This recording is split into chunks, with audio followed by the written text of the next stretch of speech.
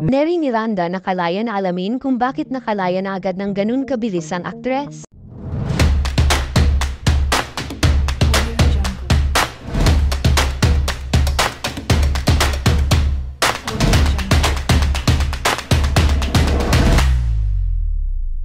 Nakalaya na ang aktres na si Neri Miranda sa multi-million investment scam na ikinaso sa aktres.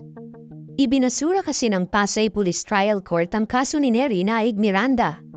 Opo, matapos ang 10 days na pananatili sa kulungan ay naglabas na ng motion to appeal ang korte kung saan makakalabas na si Neri Miranda ngayong araw mismo. Dahil naka-hospital arrest nito ay wala ng bisa na babalik pa siya ng DJMP Pasay Police sa kalayaan nito at malaya na siyang makakalabas sa hospital nang walang mga kasamang pulis at makakauwi na sa pamamahay nito. Sa napaagang release order ng aktres ay may mga natuwa at may mga nagduda din na ang bakit ang bilis na pinakawalan nito. Dahil ba raw may pera ang aktres at mayaman kaya ganun na lang kabilis na pinalaya siya sa kulungan. Bagamat napawalang bisa kasi ang kaso ni Neri Miranda na syndicated estafa at wala raw mga kaukulang ebidensya na magpapatunay na meron siyang kasalanan sa investment scam na ito.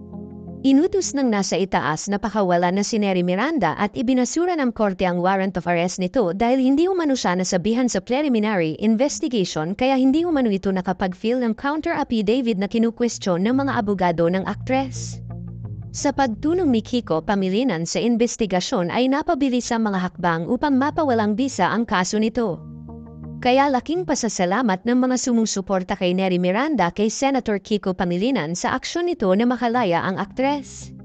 Ngunit take note, hindi pa tuluyan na absuelto si Neri Miranda dahil magsisimula ulit sa investigasyon sa kaso at sa complaint ng mga individual sa kaso niya at lahat raw ng kanyang mga nalalaman ay sasabihin niya sa korte upang mabigyan ng mga katarungan ang na-scam ng kumpanyang Dermacare.